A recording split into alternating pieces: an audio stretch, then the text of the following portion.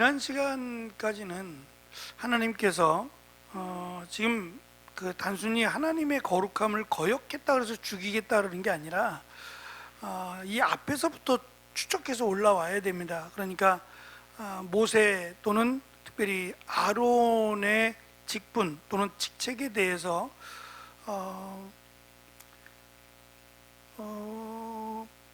반대하는 사람들이죠. 왜 너희들만 그 일을 하느냐라고 하며 반대했던 사람들에 대해서 하나님이 심판하시고 아론의 쌍난 지팡이를 통해서 그 싹이 나고 꽃이 피고 열매를 맺는 그것을 통해서 12 또는 13개의 지팡이 각각 이름을 쓴 지팡이를 언약궤 앞에 두었는데 그 중에서 하나인 아론의 지팡이에만 싹과 꽃이 피고 열매를 맺게 되므로 하나님이 택하셨다라는 것을 확실히 보여주셨어요. 그리고 이것은 이제 잠깐만이 아니라 만약에 그 언약궤를 잃어버리지 않았더라면, 언약궤가 있었더라면 그곳에다가 아론의 쌍난 지팡이를 같이 넣어 두었으니까 그 쌍난 지팡이가 말 그대로 계속해서 싹이 나 있었을 거예요. 그러니까 그때 잠깐만 싹이 나 있던 것이 아니라 그 지팡이는 계속 싹이 난 채로, 그러니까 죽은 나무가 아니라 살아있는 나무로. 그래서 우리가 출애굽기에서 본 것처럼 모세에 대해서 물이 없다고, 실제는 물 때문에 원망한 건 아닙니다만 먹을 것이 없고 왜 우리를 돌아가게 하느냐 등등등 해서 원망할 때에 사실 이 사건 때문에 모세가 이 약속의 땅에 들어가지 못하게 되죠. 그때 하나님께서 말씀하신 지팡이가 모세의 지팡이, 기적의 지팡이를 말씀하신 게 아니라 아론의 쌍난 지팡이를 그들에게 보이라는 것이었어요. 그것을 통해서 하나님은 여전히 살아계신데 하나님께서 함께하지 않으심으로 물이 지금 없거나 또 광야의 길을 계속 가게 되거나 그런 부분이 아니라는 거죠. 하나님이 진행하시는 것이고 하나님이 인도하신다라는 것을 쌍난 지팡이를 보여줌으로 말미암아 잠재우라는 건데, 모세가 화를 냈어요. 내가 너희를 위하여 마치 기적을 베푸는 것처럼 모세가 하는 건 아니죠. 모세가 하는 건 아니고 하나님께서 하신 일인데 마치 그것이 자기가 이들을 여기까지 인도했고 이들을 먹이고 입힌 것이 모세가 한 것처럼 참 위험한 생각인 것 같아요. 이 생각은 참으로 위험한 생각이다라는 생각이 듭니다. 어제 차에서 조금 이렇게 냄새가 나서 생각해 보니까 엔진 오일을 안 갈았어요. 차를 사고 나서 한 번도 안 갈은 거예요. 별로 안 탔으니까 이제 그런 것도 없지 않아 있지만 냄새가 조금 걱정스러워서 전에 제가 다녔던 카센터에 가서 그분한테 조금 봐달라고, 이것저것 라이트도 좀 안 들어오는 게 있어서 라이트도 좀 봐주시고 해달라고 했어요. 그분이 열심히 오래 걸리는 일은 아니니까 금방 해가지고 뚝딱 하는데, 그거 하고 있는 동안에 제가 예전에 그러니까 청년 시절에 사역했던 섬겼던 교회에 지금 이제 장로님이 되셨더라고요. 집사님이셨는데 택시 운전하시던 분이에요. 근데 그분이 이제 택시 운전을 어떠한 이유가 있어서인지 모르지만 그만하시고 지금은 그 견인차라고 하는 거 있죠. 사고 나면 가까운 곳에 있으면 가서 견인해 오는 그 견인차를 운전하세요. 근데 그 카센터 사장님하고 이게 친하신지 형님 아우 하는 그런가 봐요. 그래서 말을 형님 아우 이런 식으로 이야기하시는데 그분이 거기에 계셔서 예전에도 한번 뵀는데 또 뵀어요. 그러면서 어차피 고치는 시간이 있으니까 수리하는 동안 두런두런 이야기를 했어요. 어떻게 지내시고 교회는 어떠세요? 등등 물어봤어요. 거기가 이제 한 목사님이 갑자기 뇌출혈로 돌아가시고 교회가 좀 시끄러워졌어요. 갑자기 어려워지면서 시끄러워지고 또 싸우는 일들이 또 벌어졌네요. 그러면서 이제 성도들이 한 70명 정도가 나와서 그때는 여자 전도사님이었는데 여자 전도사님하고 같이 나오셨어요. 어디인지는 잘 몰라요. 근데 한 70여 분 나왔대요. 나와서 하시고 그 전사님은 목사님이 되셨고요. 혹시 지금쯤 은퇴하실 때가 됐을 텐데 라는 생각이 들어서 연세가 어떻게 되시나요? 그랬더니 70이시래요. 올해가 딱 70이시래요. 그러면 이제 은퇴하실 때가 다 됐네요. 그랬더니 은퇴를 안 하신대요. 은퇴를 안 하신대요. 제가 있던 전에 있던 그 교단이 여자 목사를 인정한 지가 얼마 안 돼요. 3, 4년 정도? 많게 4, 5년 정도 전에는 여자 목사를 인정하지 않았잖아요. 그러니까 아마 개혁교단은 아니었던 것 같아요. 다른 군소교단이겠죠. 그렇더라도 거기도 그럼 목회자 그 은퇴 나이가 없나? 그래서 제가 그런 얘기 했어요. 요즘 추세가 많이들 은퇴를 늘리려고 하고 또 은퇴가 없고 막 그렇습니다. 전 좋은 것 같지는 않은데 어쨌든 목사님 건강하시게 건강해서 잘 마무리하시면 좋겠습니다 라고 하면서 장로님도 이제 저도 이제 내년이면 은퇴인데 라고 이야기를 장로님 은퇴 없어요. 목사님이 은퇴를 안 하시는데 장로님이 은퇴가 있겠어요? 없죠. 당연히 똑같아요. 목사님이 은퇴가 없으면 장로님이 은퇴가 없어요. 그럼 한번 생각해 보세요. 장로님이 은퇴가 없어요 라고 하면 장로님이 얼마나 많아지겠어요? 권사님도 은퇴가 없는 거예요. 집사님도 은퇴가 없는 거고. 저는 그렇게 생각하는데 목사님이 은퇴가 없는데 당연히 장로님이나 권사님이나 집사님 은퇴가 없는 거잖아요. 그러면 목사님이 은퇴하실 때 같이 은퇴하시든가. 이게 말이 안 되는 거예요. 그래서 어쨌든 목사님 건강하시게 잘 교회를 섬기시고 뭐 또 은퇴하실 때가 되면 잘 은퇴해서 교회가 잘 세워지는 일에 장로님이 힘을 좀 잘 써주셨으면 좋겠다라고 이제 이야기하는데 입이 이만큼 나오셨는데 말을 못 하시겠고 제가 하지 말라 그랬어요. 저도 별로 듣고 싶지 않고 좋은 얘기 아닌 거는 저도 별로 듣고 싶지 않고 장로님도 해서 좋을 것도 아니고 그래서 그냥 빨리 화제를 돌려버렸습니다. 좀 안타까운 일인 것 같아요. 제가 배울 땐 그렇게 안 배웠는데 왜 시대가 변하면서 그렇게 변하는지 제가 말씀을 준비하면서 이런 얘기예요. 하나님께서 너희들의 몫을 주겠다는 거예요. 어차피 유업이 없잖아요. 레위 지파들은 땅도 받지 않았거든요. 분깃이 없어요. 그러니까 결국은 나머지 11지파가 이들을 먹여 살리는 거예요. 레위 지파는 그 세상적인 일을 하지 않고 온전히 하나님의 일만 맡아서 그것만 하는 거예요. 하루 종일 그것만 합니다. 이들은 안식년이라는 것도 없어요. 왜냐하면 제일 바쁜 날이 주일이잖아요. 다른 사람들은 안식일 날 쉬잖아요. 그죠? 정신 좀 차려보세요. 안식일 날 쉬잖아요. 안식일을 거룩하게 지키라 그랬으니까 안식일을 쉬어야 되는 건데 제사장들 레위인들은 안식일 안 쉰다고요. 제일 바쁜 날 아니에요. 목사들도 제일 바쁜 날이 주일이잖아요. 그래서 목사들은 뭐 월요일 날 대체해서 월요일 날 좀 나머지 업무를 보거나 쉰다 이렇게 얘기하잖아요. 그러니까 이스라엘 백성들에게는 안식일 또는 안식년이라는 게 있지만 희년도 마찬가지죠. 레위인이나 제사장들은 희년이 없어요. 땅도 없고 아무것도 없는데 팔 게 어디 있어요. 그것은 레위인 제사장들을 뺀 나머지 지파들에게 해당된 일이에요. 제가 요 얘기를 가끔씩 하면 목사님들 별로 안 좋아해요. 별로 안 좋아해요. 그래도 하여튼 성경은 그렇게 돼 있어요.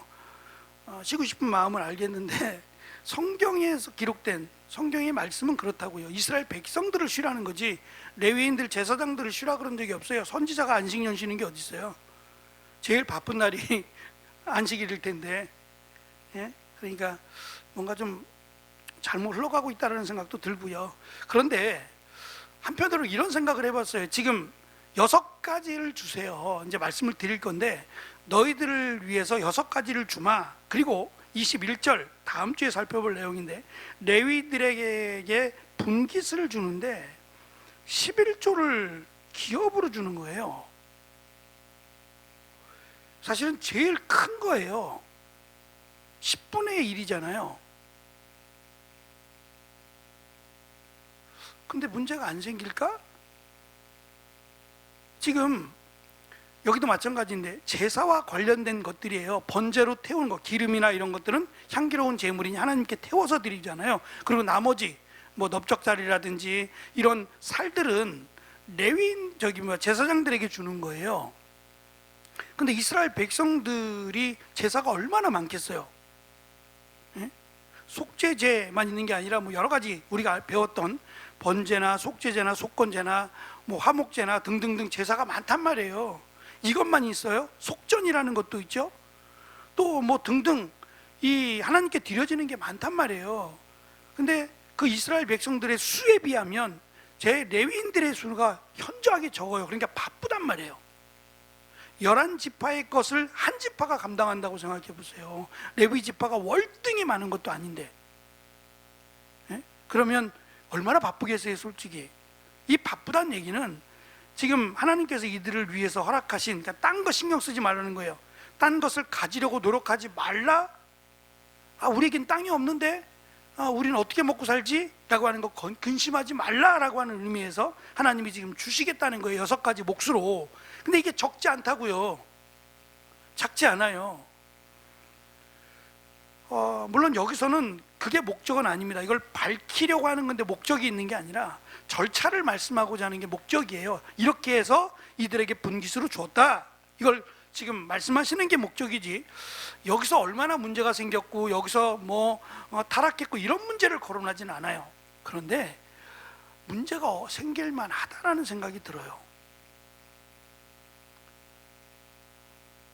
저는 어쨌든 교회의 재정은 뭐 워낙 집사님들이 잘 보시니까 정확하게 하시니까 그렇지만 투명해야 되고 정확해야 됩니다. 그렇죠? 여러분들이 정말 힘써서 하나님께 드린 헌금이잖아요. 그러니까 정말 교회를 위해서, 성도들을 위해서 사용되어야 맞죠. 그게 정답이에요. 근데 이제 그렇게 하지 않는 경우도 있단 말이에요. 그럼 문제가 있는 거예요. 그러면 안 되는데, 이제 그런 경우는 재직회를 할 때 보통 교회가 크면 재직회를 보고하는 종이가 많아요. 장수가 많아야 돼요. 세부 사항들이 많으니까 장수가 많아야 돼요.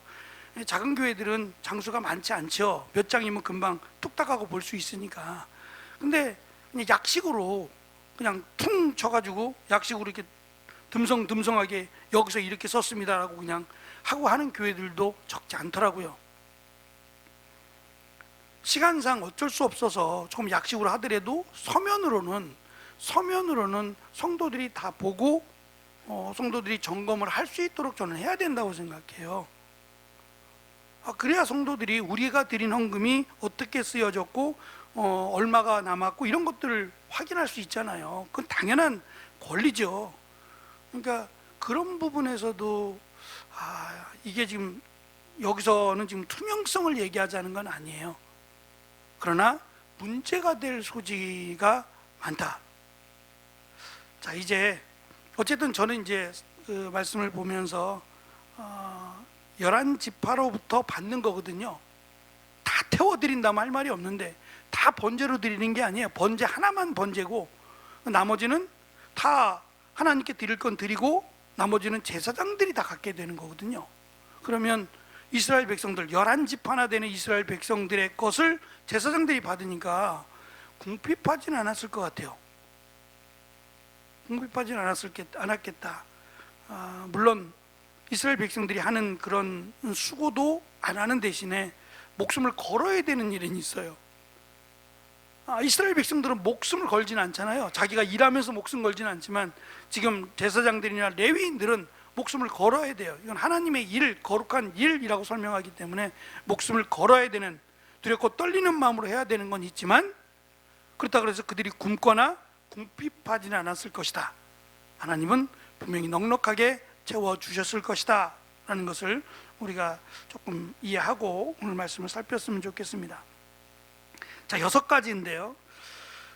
정리를 해보면, 먼저는 거룩한 제물이에요. 다 거룩한 제물인데, 부정한 걸 드릴 수 없는 다 거룩한 제물인데, 그 중에서도 특별히 거룩한 제물이라고 하는 겁니다. 여기에 해당되는 제물들은 곡식으로 드리거나 또는 속죄로 드리는 제물이거나 속건 제물에 해당되는 것은 거룩한 것 중에서 더 지극히 거룩한 겁니다. 이 제물들 중 불에 태우는 부분을 제외하고는 모두 제사장의 몫이 되어, 이 제물들은 가장 거룩한 것들로 성소 밖을 가져갈 수 없어요. 성소 밖을 가져갈 게 아니라 성막이 있으면 성막 안에서 먹어야 돼요. 자, 여기서 성막 안에서 먹어야 되는데, 오늘 말씀해 보면 이렇게 말씀하세요. 제사장들과 그의 아들들만 먹어야 돼요. 이 제물은, 가장 거룩하다 여겨지는 이 제물들은 딸이나 아내들은 먹을 수 없어요. 여기에 해당되는 제물들은 그렇단 말이에요. 그러면 여기가 어딜까? 어디서 먹었을까? 일부학자들은 여기 지성소에서 먹었을 것이다. 그거는 될 수가 없어요. 지성소는 대제사장만 들어가는 곳이기 때문에 제사장들이 들어갈 수 없어요. 그러니까 거긴 아닐 것이고, 성소가 있으면 성소의 어딘가, 딱 여기라고 밝히진 않았어요. 근데 어딘가에서 이들이 드리고 남은 것들을 삶아서 먹거나 구워 먹거나 이것을 먹고 가져갈 수 없다는 거예요. 이해가 되시죠? 지금 이 부분은 양도 많지 않을 거예요. 근데 어쨌든 이 부분들은 가지고 밖을 나갈 수 없어요. 성소 안에서 이것들은 해결해야 된다. 그리고 여자들은 어쨌든 성소 안에 들어올 수 없으니까 남자 제사장들과 그의 아들들만 먹으라고 말씀하신다는 거예요. 두 번째, 그냥 거룩한 제물들이에요. 이것은 가족이나 모두가 먹을 수 있다. 특별히 장소를 성소라고 정해지지 않았어요. 그러니까 집에 가져가도 된다는 거예요. 이렇게 나눠주면 그 나누어진 걸 가지고 집에 가져가서 가족들과 함께 먹을 수 있었다는 거예요. 가족들은 남녀를 막론하고 제물을 먹지만 한 가지 단서가 있어요. 정결하지 못한 자는 먹을 수 없다는 거예요. 그럼 이걸 누가 체크해요? 스스로요. 스스로. 제가 이번에 성찬식을 할 때 사실은 이 말씀을 안 드렸어요. 마음에 꺼림이 있는 분은 성찬에 참여할 수 없습니다 라는 말을 하거든요. 그러니까 내가 한 주간을 돌아보거나 내가 하나님 앞에 죄를 지었다라고 느낄 경우에는 성찬에 참여하지 않는 것이 더 좋겠다라는 내용의 말씀이 있어요. 그러니까 정결하다라고 하는 것은 물론 내 가족들이니까 알 수도 있지만, 가족들이 모른다고 할지라도 스스로 판단하기에 내가 부정한 일이 있을 수 있잖아요. 지나가다가 죽은 짐승들의 죽은 사체를 건드렸다든지 이렇게 되면은 부정하게 되니까, 그런 경우는 이 음식은 다른 건 괜찮은데 이 거룩한 제물과 관련된 음식들은 먹을 수 없다. 기간이 지날 때까지는, 부정한 기간이 일주일 정도에 지날 때까지는 이 음식을 먹을 수 없다라고 설명을 합니다. 이 음식들은 화목 제물로 바쳐진 제물들이 여기에 속합니다. 세 번째는 첫 번째 얻은 것, 첫 번째 소산에서 첫 것을 드린 예물들이에요. 올리브 기름이나 새순이나 새 곡식 등은 제사장 가족 모두가 먹을 수 있어요. 여기도 정결하지 못한 자는 먹지 못한다. 이 말은 먹고 싶으면 부정하지 말란 얘기예요. 그렇죠? 어차피 이들은 제사장들이나 또 레위인들은 하나님 앞에 나아가야 되는 자들이에요. 일단 부정하면 못 나아가요. 그러니까 못 나아가는 정도가 아니라 이 거룩한 제물로 자기들의 몫으로 주어진 것도 먹지 못해요. 그러니까 그만큼 신경 쓰라는 거예요. 더 신경을 써서 하나님의 일을 맡은 제사장들이나 레위인들은 이 부정해지지 않도록 늘 관심을 갖고 살아가라는 의미입니다. 네 번째, 하나님의 몫으로 바쳐진 거요. 이거는 모두 제사장의 몫이 됩니다. 사람의 경우, 사람은 몸을 드릴 수 없잖아요. 첫 번째는 아들을 바칠 수 없잖아요. 짐승은 바치지만 아들은 바칠 수 없으니까 그것을 값으로 계산하면 5세겔이 돼요. 5세겔이 얼마냐 하면, 이 세겔이라고 하는 것은 무게단위예요. 5세겔이라는 말은 이게 예전에 저도 시장에서, 요즘은 볼 수 없어요. 시장에서 이렇게 추 같은 걸로, 추가 무게가 달라서 추 같은 걸로 해가지고 이렇게 평행을 이루게 하는, 요즘은 볼 수 없어요. 하여튼 요즘은 뭐 이렇게 할 필요도 없죠. 그냥 전자저울도 있고 저울도 있는데 뭐 굳이 이렇게 하겠어요? 어쨌든 무게단위예요. 무게. 세겔이 무게인데, 이 무게가 예수님께서 베드로에게 물고기를 잡으라, 낚시를 해서 물고기를 잡고 그 물고기의 입을 열면 동전이 나올 거라 그랬어요. 그 동전이 너와 베드로의 성전세가 되는 거예요. 그게 한 세겔이에요. 그러니까 두 사람의 성전세의 분량, 그게 이제 하루의 일당이 우리가 10만 원으로 보면 20만 원이에요. 2인분이니까 2인분이 한 세겔이 되는 거예요. 하루의 일당이 두 사람의 하루의 일당분이 한 세겔이 되니까 하루의 일당을 10만 원으로 보면 20만 원, 한 번만 드리는 거예요. 한 번만, 딱 한 번만. 태어난 아들이든 딸이든 처음에 태어난 딸을 하나님께 드린다는 의미에서 금액으로 계산하는데, 그것을 5세겔로, 5세겔로, 아니다, 한 세겔이면 20만 원이니까 5세겔이면 100만 원이네요. 하루의 일당을 10만 원으로 보면 100만 원을 드리는 거예요. 그거는 한 번만 딱 드리는 거예요. 그것을 누가 갖느냐? 제사장이 가져요. 그러니까 하나님께 드리면 향기로운 제사를 가질 수는 없죠. 태워서 향기가 나고 연기가 나는 걸 얻을 수가 없잖아요. 그건 하나님께 드렸다라고 생각하고, 나머지 태우고 난 나머지의 것들은 하나님께 드린 건데, 그것을 썩게 만드는 게 아니라 제사장이 그것을 취하라는 거예요. 제사장의 몫으로 삼으라는 거예요. 사실 지금 제가 말씀드린 이 부분이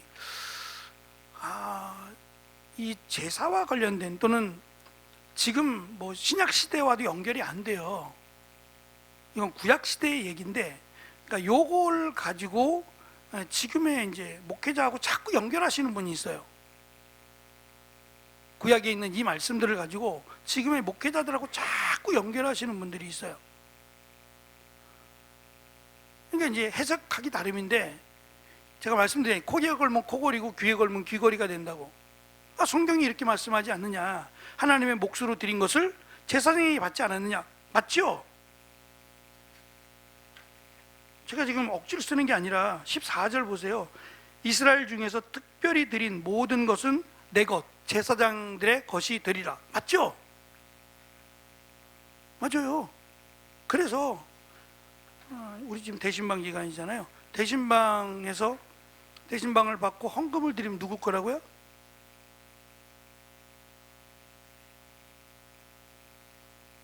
하나님께 드린 거지만 누구 거가 돼요? 이게 이렇게 하면 이렇게 돼요.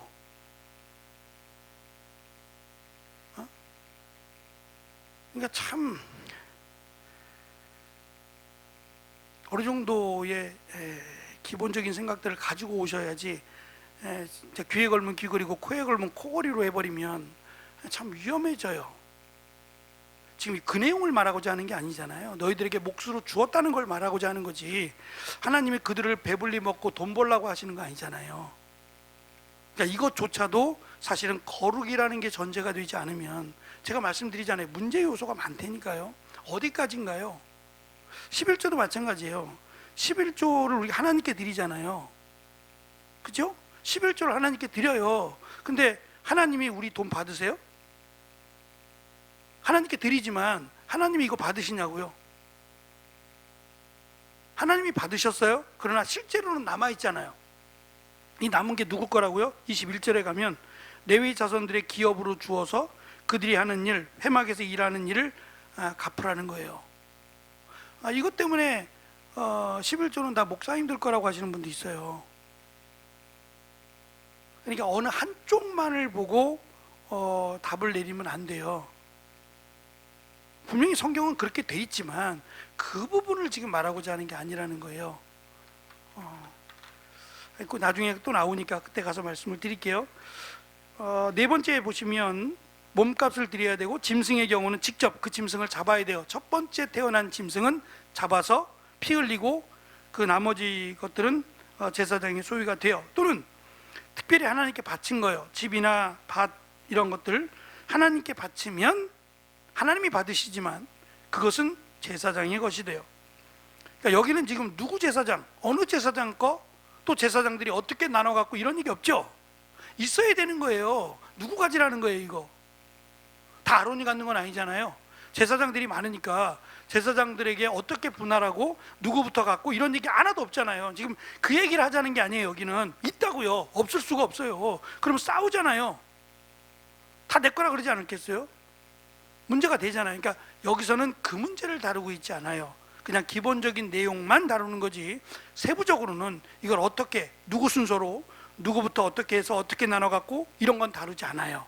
없는 게 아니라 여기서는 그걸 다룰 이유가 없어서 그래요. 다섯 번째, 사람과 짐승의 첫 번째, 이건 하나님의 몫으로 얘기고, 첫 번째 것은 다 제사장의 몫입니다. 그러니까 꽤 많죠. 아이들의 경우에 말씀드린 100만 원이다 그러면 이 100만 원은 제사장의 것이에요. 은 5세겔 속전으로 받으며 부정한 짐승의 경우 그 짐승의 가격을 매겨서 속전으로 대신할 때에 그것은 제사장의 것이 된다는 거예요. 사람이나 부정한 짐승은 제물로 드릴 수 없고요. 사람은 한 달이 지나야 속전을 받을 수 있어요. 그러니까 한 달이 지나고 나서 그 첫 번째 낳은 자식을 속전으로 친다는 거예요. 왜 그러냐? 뭐 특별히 이유를 밝히고 있지 않지만 당시에는 사망률이 굉장히 높았어요. 그래서 태어난 지 얼마 안 돼서 죽는 일이 많았어요. 그러면 속전을 드렸는데 한 달이 안 돼서 죽었다, 이상해지잖아요. 그래서 한 달이라는 기간을 두고 한 달이 지난 아이의 속전을 드리겠다라고 보아집니다. 여섯 번째, 마지막은 이스라엘 자손이 하나님께 특별히 구분하여 바친 제물은 모두 제사장의 몫이라고 말씀합니다. 우리 성경들은 이 문장에서 뭐 거제, 흔들어 바치는 요제, 들어 올려 바친 여러 가지 번역들이 있는데, 사실 이 부분들은 앞에서 설명한 내용 말고도 하나님께 드려졌다라고 하는 모든 것, 하나님께 드린 모든 것은 다 제사장들이 갖게 된다는 거예요. 말씀드린 누군지는 몰라요. 어떠한 순서인지는 모르지만 순서가 있을 것이고 균등하게 나눠 가졌을 거예요. 아니면 가족의 수에 따라 나눴을 거예요. 가족이 둘이면 둘이 합당하게, 셋이면 셋에 맞게끔 아마 그렇게 나누지 않았을까 싶어요. 마지막 19절에 보시면 이 언약은 이라고 설명하면서 이것은 여호와 앞에서 너와 내 후손에게 변하지 않는 소금 언약이라고 말씀하셨어요. 다윗에게도 그런 말씀하셨죠. 다윗에게도 말씀하시면서 소금 언약이라는 표현이 나와요. 이 부분에서 당시에, 그러니까 아브라함도 마찬가지인데요, 그 계약자하고 계약을 하는 사람하고 피계약자하고 계약을 맺으면 이때는 뭐 지금은 그렇지 않지만 이때는 식사를 해요. 함께 고기를 먹거나 식사를 같이 해요. 이게 계약을 체결하는 거예요.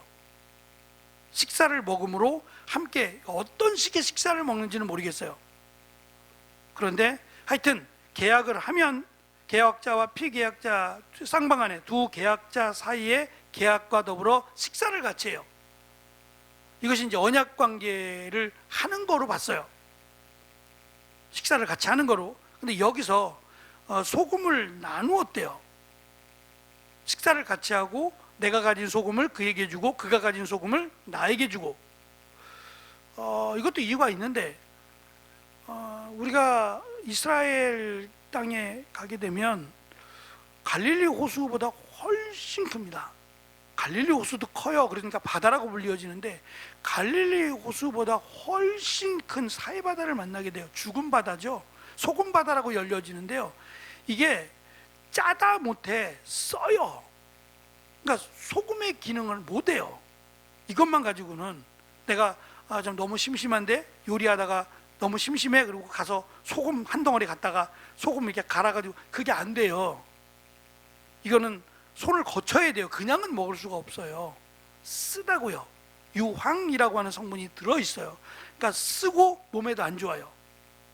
그래서 이걸 바로 쓰지 못하고 정제해야 돼요. 근데 그런 기술들이 없잖아요. 기술이 없다 보니까 사실 소금이 굉장히 비쌌어요. 조미료라고 하는 것이 다양하지 않아요. 지금처럼 다양하지 않으니까 이 가장 기본적으로 필요한 조미료는 소금이에요. 다른 건 몰라도 소금은 있어야 되거든요. 근데 이 소금이 굉장히 비쌌어요. 그래서 1세기 당시에도 우리가 잘 아는 그 셀러리라고 하는 이 봉급이라는 단어가 솔트에서 왔다고 말씀을 드렸잖아요. 그만큼 비쌌어요. 소금이. 그러니까 나에게 있는 가장 값진 것을 그에게 주고 그가 가진 가장 값진 것 소금을 내가 받고, 이것이 소금 자체가 갖고 있는 성분이요, 변하지 않는, 짜면 그대로 짠 대로, 하얀색이면 그대로 하얀색으로 유지되어 가는 이것 때문에 소금 언약, 변하지 않는 소금 언약이라고 말씀하셨어요. 그러니까 하나님이 레위인 제사장들을 책임지시겠다는 거예요.